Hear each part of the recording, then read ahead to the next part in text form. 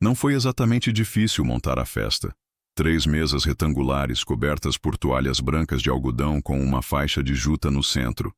Comprei flores frescas na feira da Praça da República e arranjei pessoalmente os arranjos. Margaridas e astromélias, como minha esposa gostava quando ainda estava aqui. No canto do salão alugado, onde antes funcionava o antigo clube dos ferroviários, organizei um painel com fotos da família, de mim jovem, do nascimento de meus filhos, dos primeiros aniversários dos netos, tudo impresso em papel fosco, com molduras simples, mas alinhadas. Gastei 2 dias pendurando aquilo com barbante e fita adesiva, porque queria que fosse íntimo, não grandioso. Eu só queria estar cercado de quem um dia disse que me amava. Mandei fazer lembrancinhas. Nada de luxo. Pequenos potes com doce de leite caseiro, enfeitados com tampinhas de crochê feitas pela dona Hilda, vizinha do apartamento do andar de baixo.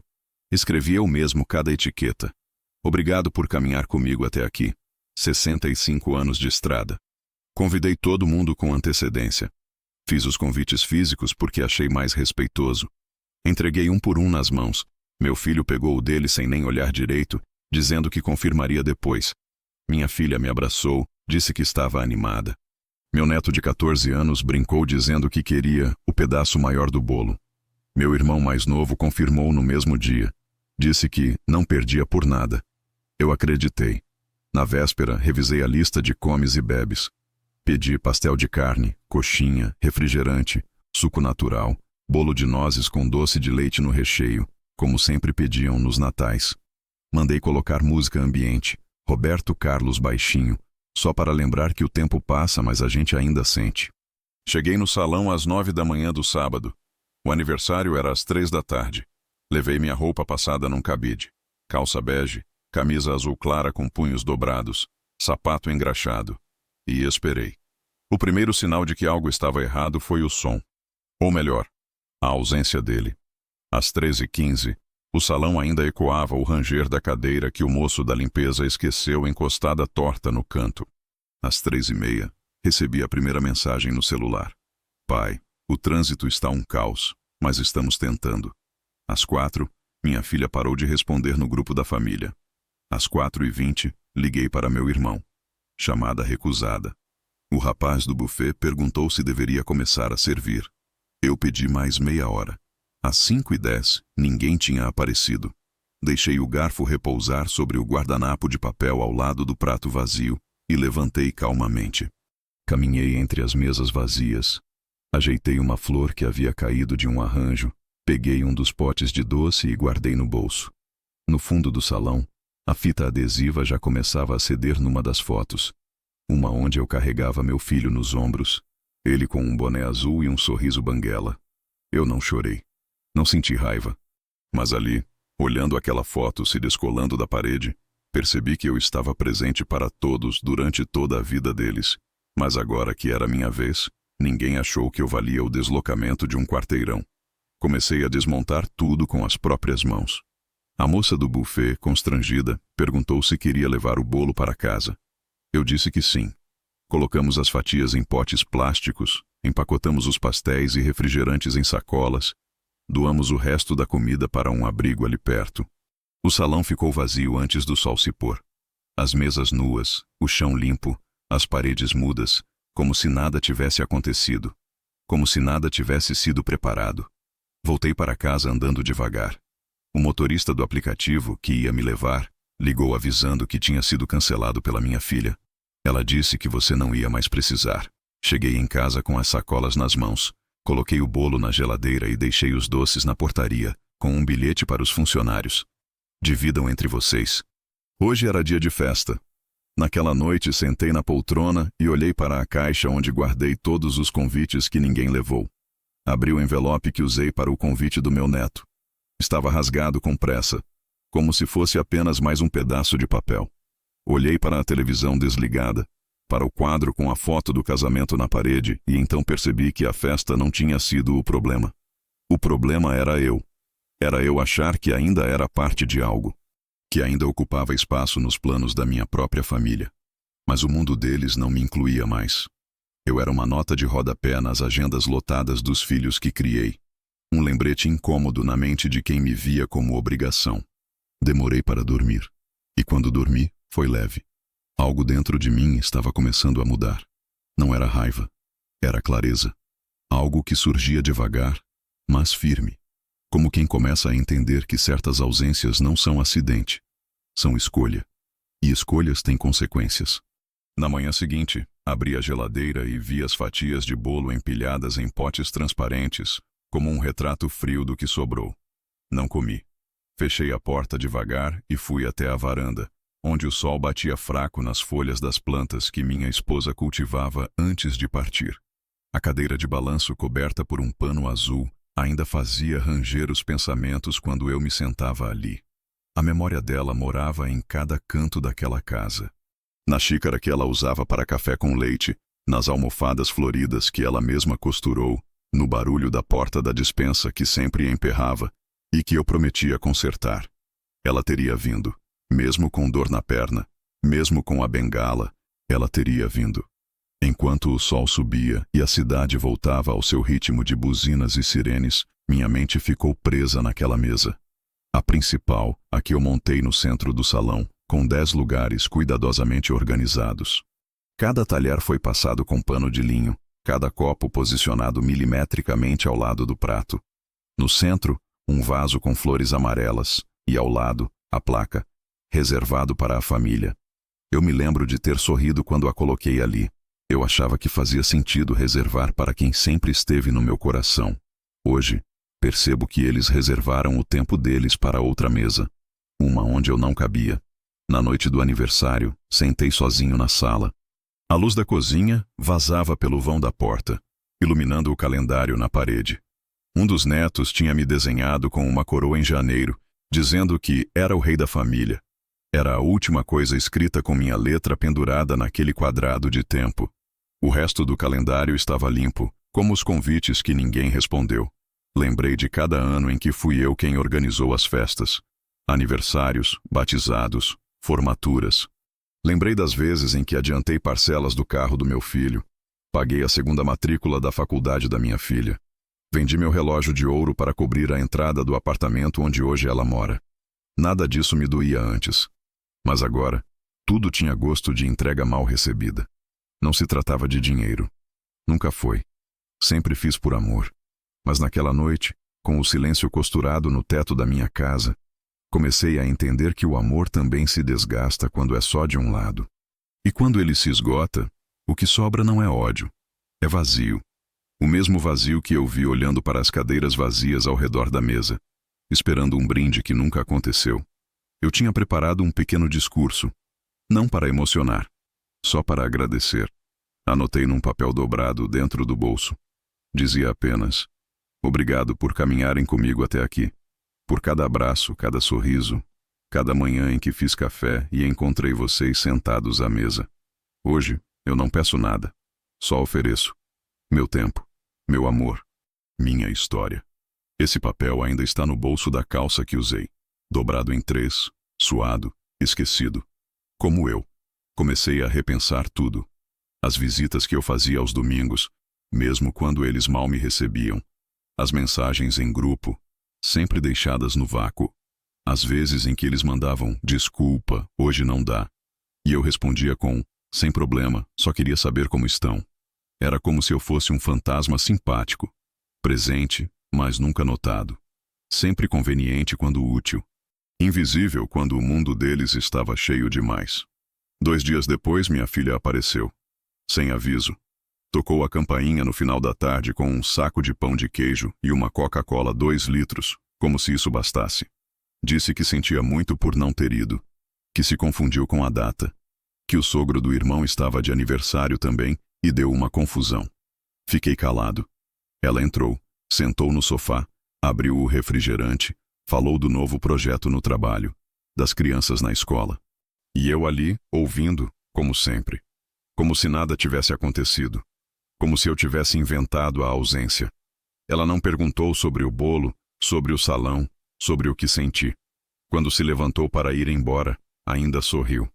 Depois a gente combina algo só nosso, pai. Vai ser especial. E me beijou na testa como se estivesse fazendo um favor. Esperei a porta se fechar e fui direto até a caixa onde guardei os documentos da casa. Abri, tirei a escritura, o testamento, a papelada do banco. Coloquei tudo sobre a mesa da sala e fiquei olhando por minutos. Respirei fundo. Pela primeira vez não doeu. Eu sabia o que precisava fazer. Eles haviam me esquecido. E agora, pela primeira vez, seria minha vez de lembrar a eles o quanto o silêncio também tem peso. Não em gritos, não em brigas, mas com o que mais dói em quem sempre dependeu de mim sem perceber. Consequência. Naquela mesma noite, preparei um envelope para cada um. Na manhã de segunda-feira, enquanto colocava água nas plantas que minha esposa havia deixado como herança silenciosa, ouvi a campainha tocar 2 vezes. Não era minha filha, nem meu filho. Era o porteiro, com um envelope na mão. Deixaram isso para o senhor ontem à noite. Estava na portaria com seu nome. A caligrafia era familiar. Reconheci de imediato. Letra de criança que aprendeu a escrever com lápis grafite e manteve o mesmo estilo mesmo depois de adulto. Era meu filho. O envelope estava vazio por dentro, mas trazia, escrito com pressa e sem assinatura: Pai, desculpa. Foi tudo muito em cima. A gente se enrolou com o almoço do sogro da Clara. Foi assim que descobri. A frase que me arrancou a última esperança de que talvez tivesse havido um acidente, uma emergência, qualquer coisa fora do controle. Não. Foi escolha. Uma escolha tão clara quanto o nome no papel.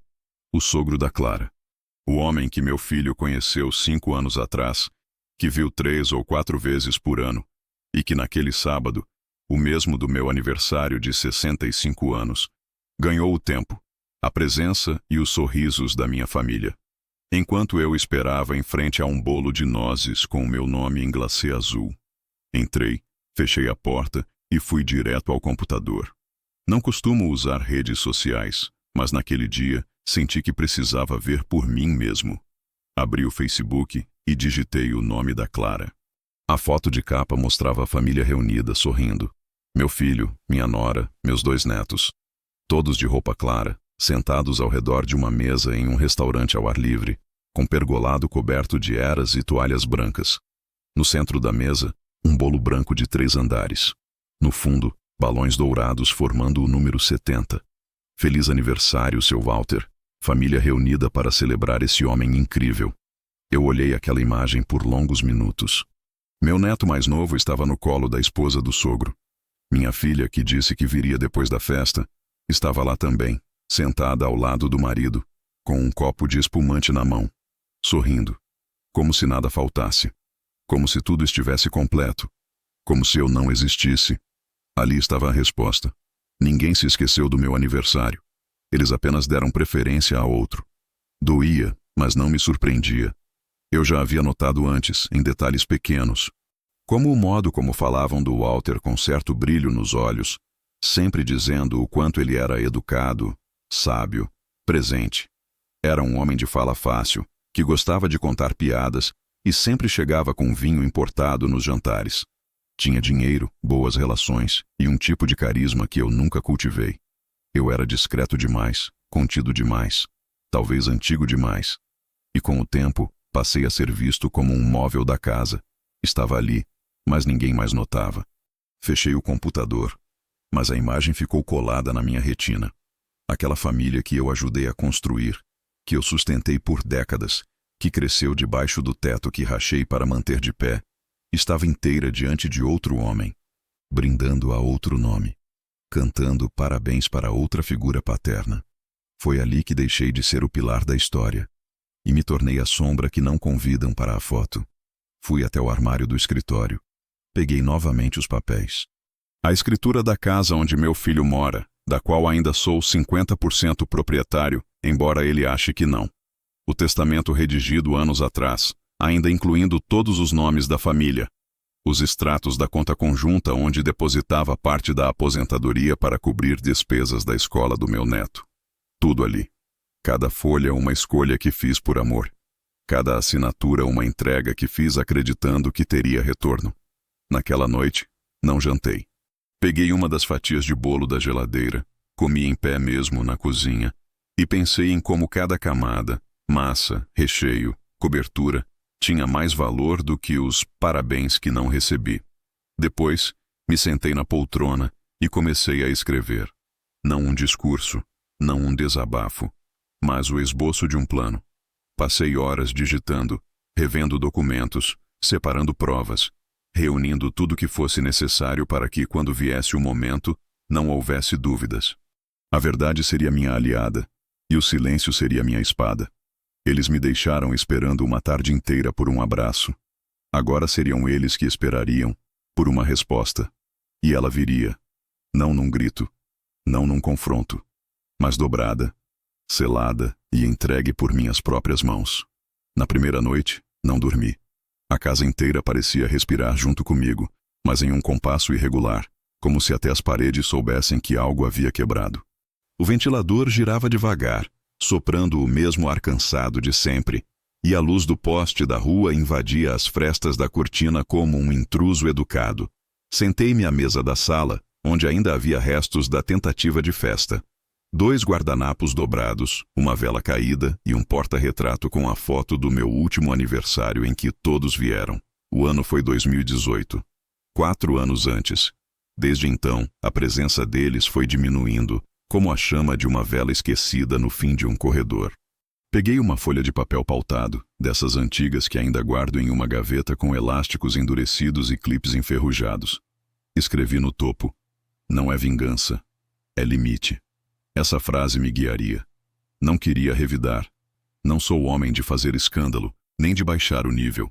Mas pela primeira vez, eu entendi que continuar calado era o que me destruía por dentro.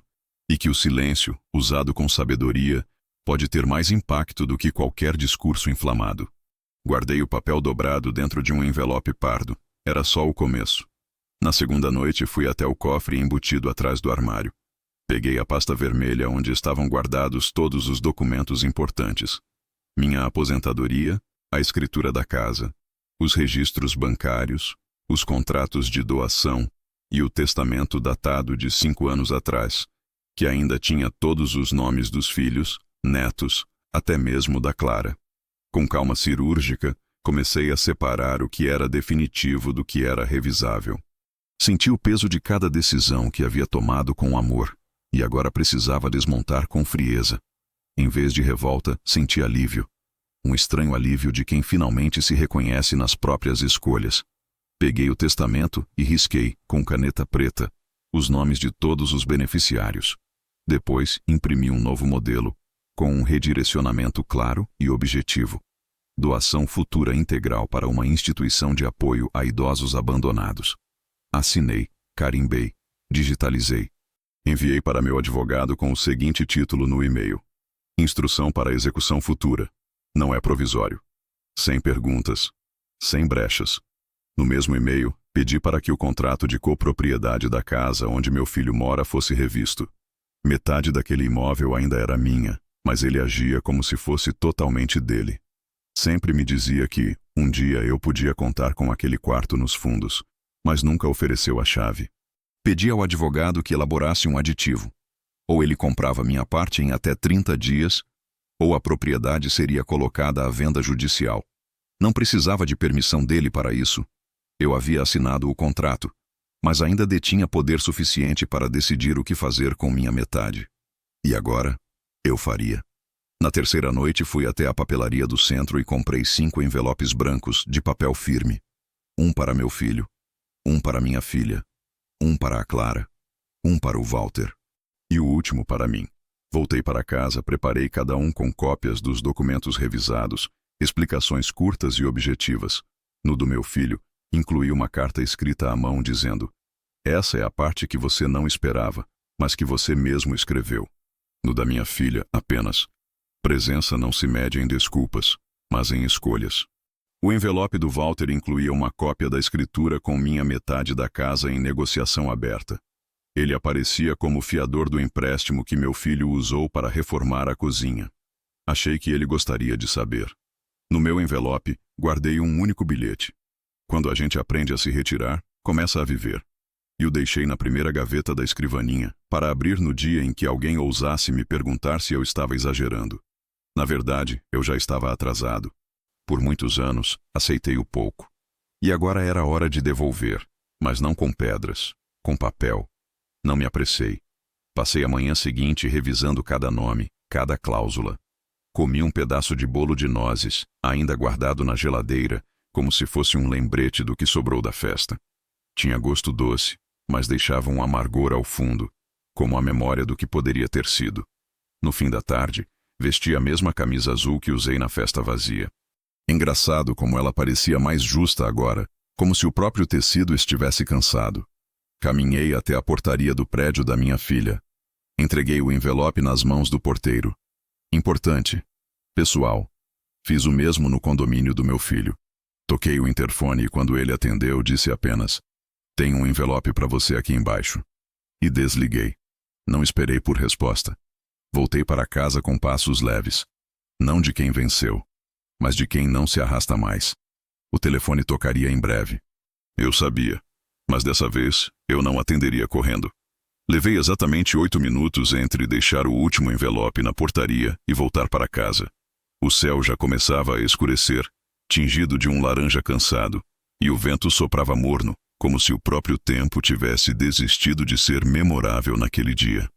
Entrei, fechei a porta devagar e tirei os sapatos no corredor como sempre fazia. A camisa azul que ainda usava estava úmida nas costas. Sentei na poltrona da sala, abri a janela e esperei. Não por respostas, mas por reações. Elas não demoraram. A primeira veio 36 minutos depois. Meu celular vibrou em cima da mesa com a tela acesa. Clara. Ignorei. 3 minutos depois, outro nome apareceu. Filha. Silenciei. Depois, filho. A lista começou a se formar como um desfile de contatos que raramente apareciam com tanta urgência. Eles que há meses respondiam minhas mensagens com um "depois te ligo", agora pareciam competir por minha atenção. Não atendi. Não ainda. Deixei que cada ligação tocasse até o fim, como um sino de aviso que eu me recusava a ouvir. Às 19h42, chegou a primeira mensagem. Curta. Sem pontuação. Pai, o que é isso? Depois outra. Precisamos conversar urgente. E outra. Me liga, por favor, é sério. O telefone virou um alarme. Cada notificação uma tentativa desesperada de retomar o controle que eles perderam sem perceber. Às 20h14, alguém bateu à minha porta. 2 pancadas secas. Levantei. Caminhei até o olho mágico e vi a silhueta do meu filho. Ele usava a mesma camisa social do escritório, mas agora amarrotada, como se tivesse saído correndo. Esperei sem abrir. Vi quando ele tirou o celular do bolso. Tentou mais uma vez me ligar. Deixou o recado na caixa postal. Sussurrou algo do lado de fora. Soava como um pedido, não sei ao certo. Não abri. Quando ele foi embora, encontrei um bilhete no chão, rabiscado à mão. Pai, isso vai arruinar tudo. Por favor, me chama para conversar. Guardei o papel na gaveta. Não porque doía, mas porque era a primeira vez que alguém escrevia algo para mim em anos. Àquela altura, os documentos haviam sido lidos. A escritura anexada, o testamento alterado, a cláusula da casa, tudo ali, impresso, assinado e real. Eles entenderam que nada daquilo era ameaça. Era fato. Era mudança. No envelope da Clara, deixei claro que qualquer movimentação financeira feita em meu nome sem minha autorização seria registrada. Citei datas, transferências, extratos. Referenciei o número do processo anterior que envolveu o nome do sogro em um contrato fraudulento de fiador. E deixei em negrito. Esta é uma notificação de boa-fé, não judicial. Ainda, no envelope da minha filha, incluí as fotos do aniversário anterior. Aquele em que ela prometeu nunca mais faltar. Abaixo, uma cópia da cláusula que cancelava qualquer transferência de propriedade futura em seu nome. Na última página, escrevi à mão. Presença não é sobre estar, é sobre lembrar. No envelope do meu filho, deixei a proposta de compra da minha parte da casa. Valor de mercado, com prazo. Caso não aceitasse, a venda judicial seguiria o curso natural. Acrescentei uma observação seca. O que foi feito juntos, agora será resolvido separado. As reações foram desiguais. Minha filha tentou manipular o discurso. Me mandou uma mensagem dizendo que estava magoada com a forma como tudo foi feito. Como se magoar alguém que foi esquecido no próprio aniversário não contasse. Disse que estava tentando proteger os netos, que os meninos não podiam ficar sem teto, como se a ausência no salão vazio fosse por culpa das crianças. Clara me mandou um áudio. Eu não escutei, apenas o apaguei. O nome dela já não fazia sentido naquela história. Mas foi meu filho quem quebrou primeiro. Às 23h16, ele mandou a seguinte mensagem: Pai, eu sei que erramos. Eu não devia ter ido no almoço do Walter. Eu sabia que era seu dia. Só não queria conflito. E ali estava a verdade. Ele sabia. Ele escolheu. E agora, o preço era simplesmente encarar a decisão de quem, por décadas, abriu mão de tudo por eles. E agora só fechava uma porta. Não por vingança, mas por paz. Eu não dormi cedo naquela noite. Fiquei sentado por horas olhando para a sacola com os potes de bolo de nozes que ainda estavam na geladeira. Um deles estava aberto, com uma colher de sobremesa enfiada pela metade. O sabor agora era outro. Tinha gosto de escolha.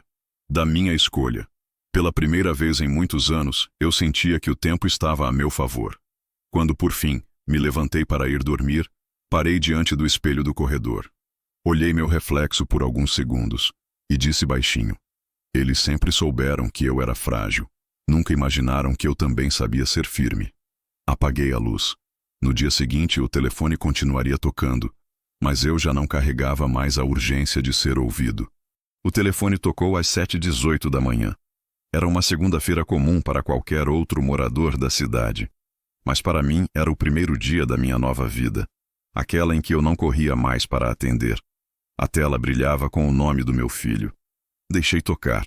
A ligação caiu, e segundos depois o aparelho vibrou com uma mensagem. Pai, a Clara está surtando. Ela quer falar com você. Por favor, atende. Apaguei. Tomei o café da manhã com calma. Pão com manteiga, café preto, sem açúcar. A mesma refeição de todos os dias, mas com um sabor diferente. De decisão tomada. Às 7h32, foi minha filha quem ligou. Em seguida, o marido dela. Depois a Clara. Depois o próprio Walter. Todos em sequência, como se tivessem se reunido para definir quem insistiria primeiro. A partir das 8h, a caixa de entrada do meu celular começou a inchar. Mensagens, áudios, notificações de chamadas perdidas, prints de conversas que eu nem li. O que mais me chamou a atenção foi a mudança de tom. Não era mais surpresa ou negação. Era desespero. As palavras que antes vinham com uma falsa autoridade agora vinham curtas, secas, carregadas de medo. Vai mesmo seguir com isso? Tem como a gente conversar? Pai, por favor, você não pode fazer isso com a gente. Com a gente. O com a gente que nunca apareceu no dia da minha festa. O com a gente que se manifestava agora porque as rédeas estavam em minhas mãos. E eles finalmente sentiam o peso do que significa ser ignorado. É curioso como a ausência só machuca quando é vivida por quem nunca a conheceu. Durante anos fui o silêncio que esperava no portão. O nome esquecido nos almoços de domingo. O rosto oculto nas fotos de família que Clara postava sem me marcar. Agora, eles sabiam como era. Às 9h04, uma mensagem diferente surgiu na tela. Vinha de um número desconhecido. Senhor Norberto, aqui é do escritório Bonfim e Vasques. Fomos contratados por Clara e Rodrigo para entender a validade dos documentos entregues. Podemos conversar por telefone ou por e-mail? Sorri. A tentativa de entender a validade era o primeiro passo de quem achava que tudo aquilo era blefe. Mas não era. Cada documento fora revisado, registrado, assinado por testemunhas. Não havia falha, não havia pressa. Eu não fiz nada movido por impulso. Fiz por lucidez. Às 10h15 meu filho ligou novamente. Dessa vez deixou um recado na caixa postal. Sua voz tremia. Pai, você tem ideia do que isso vai causar? A casa tá no nome da Clara também. Ela tá falando em processo. A gente tem filhos, pai. A escola, o aluguel, a reforma. Tudo vai ruir. A gente pode conversar. Só me escuta. Apertei o botão de apagar sem ouvir até o fim. Não por desprezo, mas porque ele nunca se preocupou em me escutar quando tudo estava sob controle. Agora que o chão dele cedia, queriam diálogo. Agora que a estrutura tremia, queriam o arquiteto de volta. Na parte da tarde, fui até a padaria. Peguei pão fresco, 2 fatias de queijo Minas e voltei andando devagar. No caminho, recebi uma ligação de um número fixo. Atendi. Uma voz feminina, fria, se apresentou como representante de mediação familiar, contratada para ajudar a resolver mal-entendidos entre membros da mesma linhagem. Ri por dentro. Eles estavam tentando profissionalizar a culpa. Recusei a conversa. Disse que mal-entendidos se resolvem com presença, não com papel timbrado. Que não se apaga uma ausência com uma cláusula. A voz do outro lado gaguejou, pediu desculpas, disse que apenas cumpria seu papel. Eu agradeci. Ela desligou. Às 16 horas, minha filha apareceu na porta do meu prédio. O interfone tocou 3 vezes. O porteiro avisou que ela estava agitada. Autorizei a subida, mas não abri a porta. Espiei pelo olho mágico. Ela parecia menor do que lembrava. Cabelo preso às pressas, maquiagem borrada. Bateu 2 vezes. Encostou a testa na madeira. Pai, eu vim pedir desculpa. A gente errou. Eu sei. Mas o que você está fazendo é duro demais. É extremo. A gente é sua família, pai. Abaixei a cabeça e encostei na parede. Tive vontade de abrir. Tive. Mas me lembrei de todas as vezes em que fui chamado de exagerado, por apenas querer um lugar à mesa. Me lembrei do bolo, das velas, da cadeira vazia que ela deveria ter ocupado. Então deixei que o tempo passasse. Ela desceu chorando. No início da noite, Clara publicou uma foto nas redes sociais. Um texto emocionado, com foto dos filhos dormindo. Não sei mais como manter minha família em pé, mas sigo lutando por amor. Com os comentários ativados. As curtidas aumentaram. O drama se instaurou. Ela soube pintar o quadro, soube acionar os espectadores. Mas eu também sabia desenhar, só que com provas. Enviei naquele mesmo instante um e-mail com todas as documentações para o advogado que me acompanhava desde a venda da minha primeira casa. Pedi que ele fizesse o seguinte: anexar os prints da festa em que fui ignorado, os comprovantes de transferência dos valores que cobri nos últimos anos e a nova versão do testamento. Disse apenas: se tentarem me pintar como vilão, publique os quadros certos. Fechei o computador, desliguei o celular e fui dormir. Enquanto a casa se silenciava, eu sabia que pela primeira vez eles sentiam o que eu vivi no salão vazio. O som do vazio não é o nada, é um lembrete. E ele ecoa. A diferença é que, no meu caso, eu usei o vazio como impulso. Eles usaram o conforto como desculpa. E agora, tinham medo do que o silêncio de um velho podia fazer. O celular tocava como um lembrete insistente de que alguém lá fora, finalmente, sentia falta da minha voz. Eram chamadas encadeadas, sem pausas, como se cada tentativa fosse uma tentativa desesperada de reverter o irreversível. Pela primeira vez em anos, eu era prioridade. Mas não por amor, por medo. Medo do que já estava feito, do que já estava entregue, do que não podia mais ser desdito. E eu sabia que responder seria devolver a eles a sensação de controle. Então, não respondi. Na terça-feira, acordei com 16 chamadas perdidas. No topo da lista, os nomes familiares: filha, filho, Clara, genro, até mesmo Walter. Todos os que, há 3 dias, estavam sentados ao redor de uma mesa celebrando o sogro do meu filho, agora pareciam não conseguir respirar sem ouvir minha voz. Era quase cômico. Quando precisei de uma cadeira naquela mesma mesa, disseram estar ocupados. Agora, era eu quem ocupava o silêncio. E eles, o desespero. Minha filha mandou uma mensagem longa, tentando costurar com palavras um arrependimento tardio. Pai, eu sei que falhamos, mas você está sendo duro demais. Isso vai dividir a família para sempre. Ainda dá tempo de voltar atrás. Voltar atrás. A expressão me incomodou mais do que a ausência dela no meu aniversário, porque voltar atrás seria retornar ao lugar em que me deixaram. Invisível, funcional, descartável. E isso, eu não faria mais. Na quarta-feira, passaram a tentar outros meios. Um dos netos me enviou um vídeo pelo WhatsApp, montagem com fotos antigas nossas, trilha sonora melosa, legenda com palavras como eterno e inspiração. Era um apelo emocional, provavelmente guiado por algum adulto. Mas mesmo ali, naquelas imagens borradas, eu vi o que já não estava mais presente. Verdade. Aquelas fotos eram lembranças de quando eu era útil, quando carregava sacolas, buscava na escola, consertava brinquedos quebrados. Não de agora. Agora eu era um obstáculo. Walter me mandou um e-mail. Assunto: estamos todos perdendo.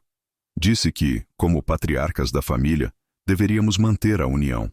Fiquei alguns segundos encarando aquele trecho. Patriarcas. Ele, que me substituiu em um aniversário, agora se colocava no mesmo lugar que sempre foi meu. Como se ser anfitrião de um almoço bastasse para ocupar a história de alguém. Apaguei o e-mail. Não por orgulho. Por higiene emocional. Decidi sair. Fui caminhar no calçadão da cidade, algo que fazia pouco. Levei o celular no bolso, mas desligado. À medida que andava, percebia como o mundo seguia indiferente ao caos que eu havia provocado em meia dúzia de lares. O padeiro me cumprimentou. Uma senhora do banco sorriu. 2 meninos corriam com um cachorro em direção ao coreto. Ninguém ali sabia que, em poucos dias, eu havia reescrito meu testamento, movimentado uma copropriedade e virado vilão nas redes sociais de uma nora descompensada. E ainda assim, naquela bolha de anonimato, eu me sentia mais respeitado do que nunca. Quando voltei para casa, encontrei um envelope sob a porta. Reconheci a caligrafia. Meu filho. Dentro, uma carta escrita com urgência. Dizia que estava disposto a conversar. Que tinha errado. Que tinha sido fraco. Que o problema era a Clara. Que ela pressionava. Que ele nunca quis me magoar. Pediu tempo. Só um café, pai.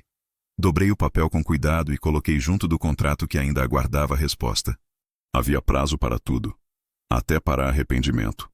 No fim do dia, peguei os extratos bancários dos últimos 2 anos e destaquei todos os depósitos feitos para a escola dos netos, a reforma do banheiro da minha filha, o financiamento da TV nova que meu genro tanto queria. Não por cobrança, mas porque precisava lembrar a mim mesmo que o que eu estava fazendo agora não era vingança. Era equilíbrio.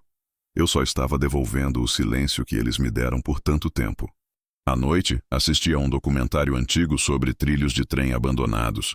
Linhas que antes eram pulsos da cidade, agora engolidas pelo mato. No fundo, me identifiquei. Durante anos, fui o trilho.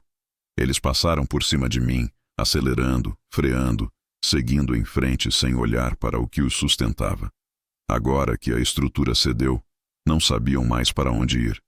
Sem mapa, sem trilho, sem mim. As 22 heróis ligaram da escola dos netos. O número de emergência era o meu. A diretora informou com voz trêmula que não conseguiram contato com os pais. Problema na mensalidade. Falta de pagamento. Suspensão do acesso ao portal online. Perguntou se eu podia intervir. Eu agradeci o aviso e disse com gentileza: sou apenas o avô, não sou mais o fiador. Depois disso, o telefone parou de tocar por algumas horas. Como se, finalmente, eles tivessem entendido que meu silêncio não era mágoa. Era a resposta. Na sexta-feira pela manhã, abri o e-mail com calma. Havia uma nova mensagem do advogado. Assunto: movimentações públicas em redes sociais. Recomendação de conduta. Ele anexava capturas de tela de postagens recentes de Clara, minha filha, e até de uma prima distante que mal lembrava o nome. Todos compartilhando versões distorcidas da história. A narrativa era quase cinematográfica. O pai amargo, o avô rancoroso, o idoso inflexível que decidiu destruir a família por causa de um mal-entendido. E usavam fotos antigas, frases ambíguas, emojis de coração quebrado e pedidos de oração. Mas o mais grave foi o post de Clara. Um carrossel de imagens, começando com os filhos dormindo e terminando com uma carta manuscrita, supostamente minha, que na verdade era uma colagem de trechos arrancados de contextos distintos. Ela escreveu na legenda: nunca imaginei que alguém que um dia nos chamou de meu orgulho se transformaria em nosso maior medo. Estamos sendo pressionados a abandonar a casa onde criamos nossos filhos. E tudo isso porque dissemos não a um convite. Os comentários explodiram. Gente oferecendo apoio, insultando um pai cruel. Gente dizendo: isso é típico de homem velho que quer controlar a vida dos filhos. Nenhum deles sabia de nada, mas todos tinham opinião. Fechei o laptop e respirei fundo. Doeu? Um pouco. Não pela reputação. Isso eu já tinha deixado para trás.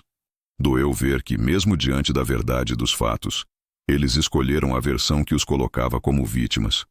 Mas eu também tinha cartas. E ao contrário das palavras deles, As minhas vinham com recibo. No final daquela tarde, fui até a caixa de documentos onde guardei todos os comprovantes dos últimos anos.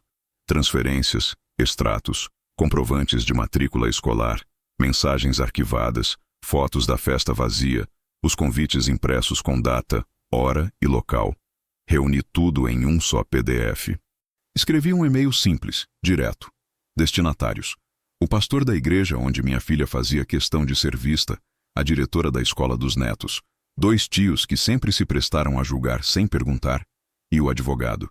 O título do e-mail era: por respeito à verdade, nada mais. Não escrevi uma palavra além disso. Apenas deixei os documentos falarem. No dia seguinte começaram as mensagens em tom diferente. Não eram mais acusações ou manipulações. Agora vinham recheadas de pontas soltas, tentativas de apaziguamento, perguntas indiretas. Pai, eu não sabia que você tinha guardado tudo isso. Ou, acho que nos precipitamos, podemos conversar com calma. E ainda, se isso vazar, a imagem da família vai ficar muito comprometida. Era esse o medo real. Não a perda do contato, mas da aparência. Mas ali, já era tarde demais para controlar o dano. Porque pela primeira vez, os vizinhos começaram a perguntar.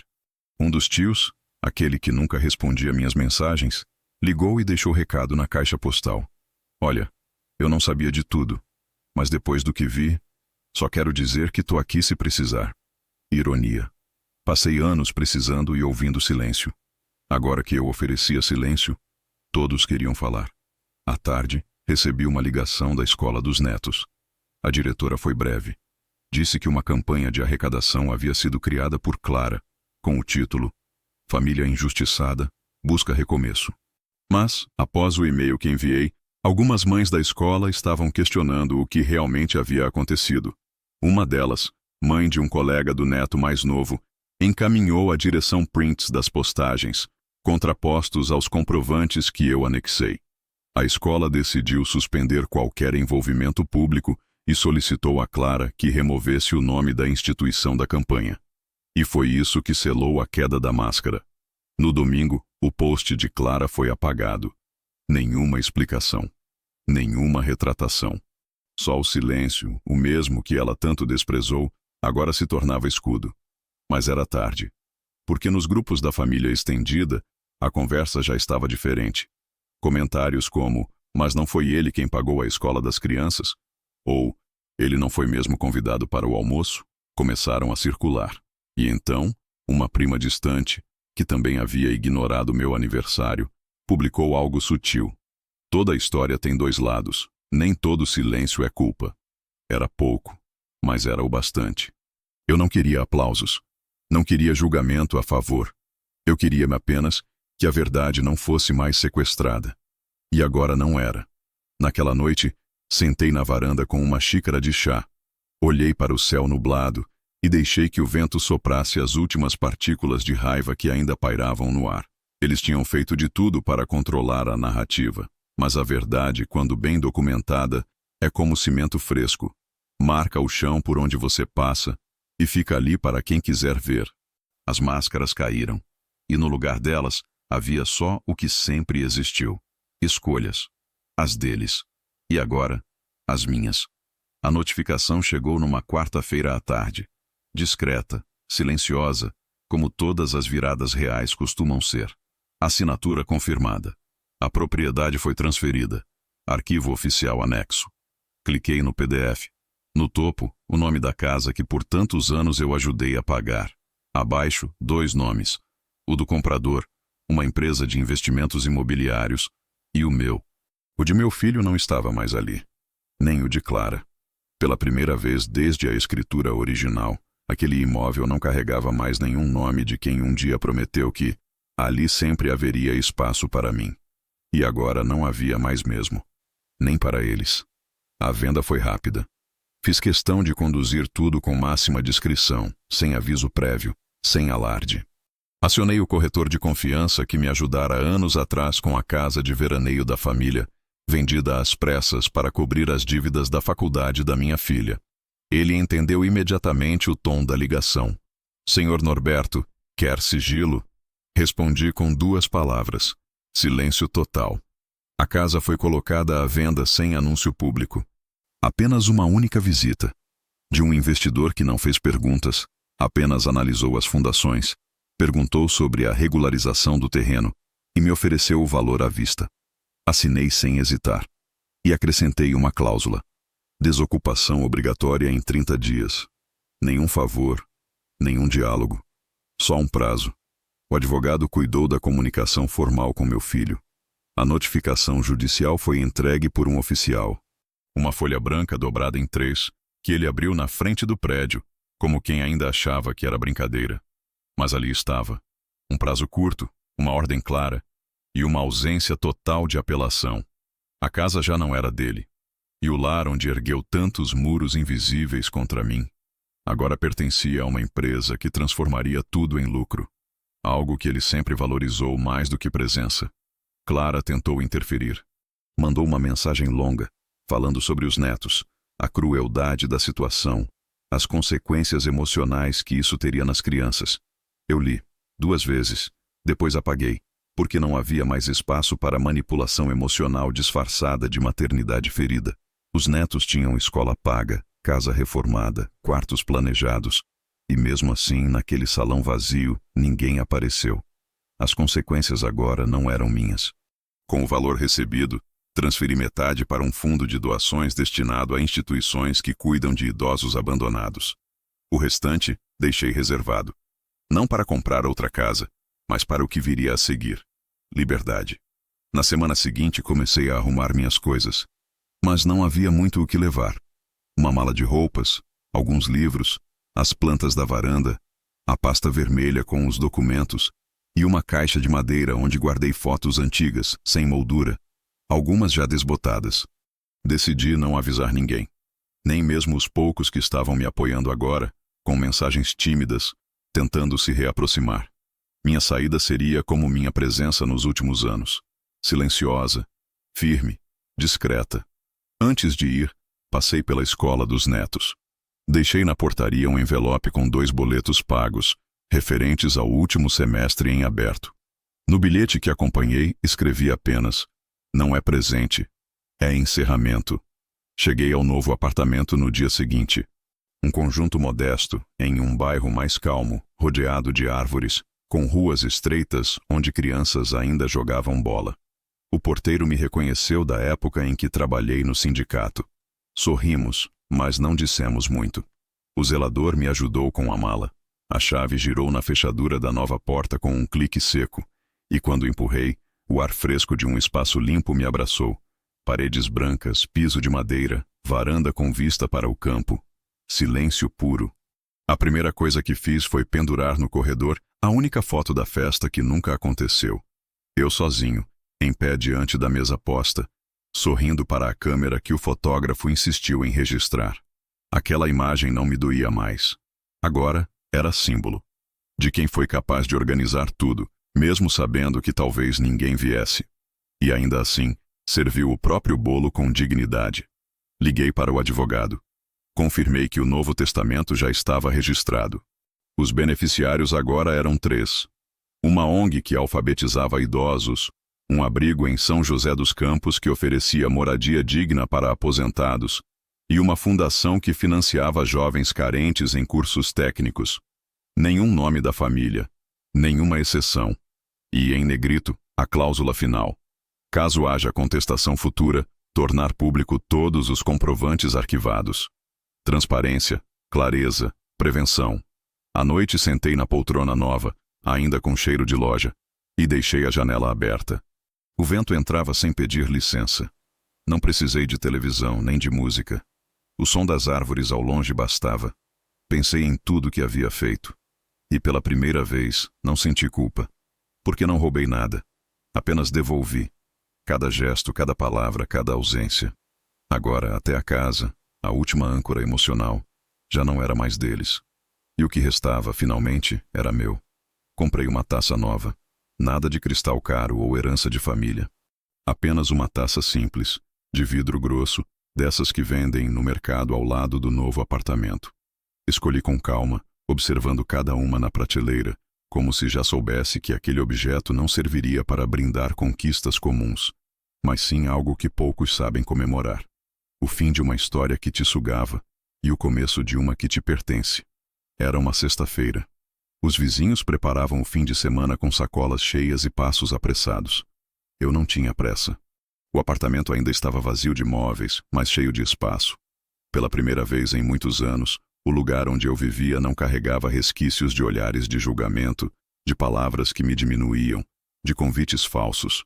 Era só silêncio. E o silêncio agora era meu hóspede mais leal. Fui até a pequena cozinha, abri a geladeira e peguei a única garrafa que havia ali. Um vinho barato que comprei junto com um pacote de pão, só para não sair da loja com as mãos vazias. Desrosqueei a tampa com cuidado. Enchi a taça até a metade. Sentei na varanda e esperei o sol cair atrás das árvores. O céu ficava laranja devagar. Não havia música, nem som de televisão. Só o barulho das folhas dançando com o vento e um cachorro latindo ao longe, como se lembrasse que o mundo continuava, mas de forma diferente agora. Peguei o celular, olhei para a tela por alguns segundos. Nenhuma notificação, nenhuma chamada, nenhuma mensagem. E pela primeira vez, isso não me incomodou. Porque o silêncio, quando não é imposto, vira liberdade.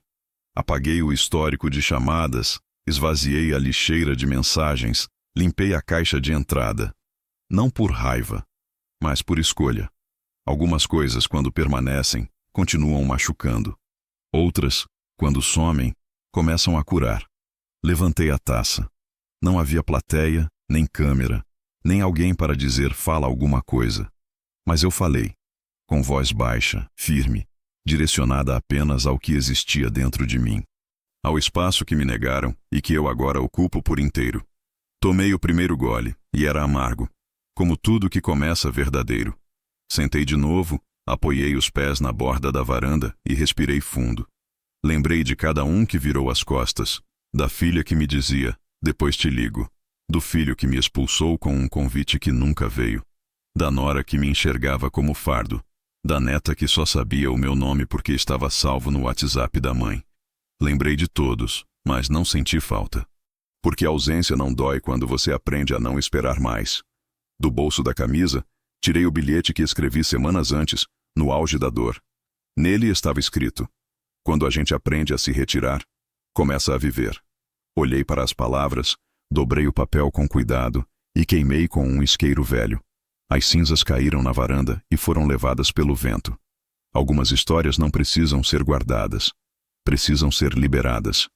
Na segunda-feira seguinte, recebi o último aviso do cartório. A contestação enviada por Clara fora arquivada por ausência de fundamento. O testamento permanecia válido. O processo de desocupação da casa havia sido concluído. Meu filho não apareceu para contestar nada. As malas foram retiradas por um caminhão de mudança alugado de última hora. Um vizinho contou por mensagem anônima que eles estavam morando temporariamente com parentes. Eu apenas li e deletei. Não era sobre punição. Nunca foi.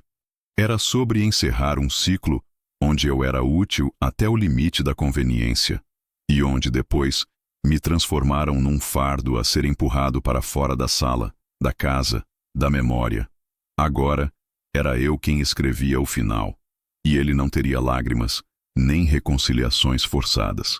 Apenas um homem, de 65 anos, que preparou uma festa sozinho, viu o salão vazio e entendeu que aquele silêncio era um aviso que ele finalmente escutou. Nos dias que seguiram, comecei a frequentar a praça do bairro. Li livros antigos, cozinhei para mim mesmo, plantei uma muda de manjericão na varanda.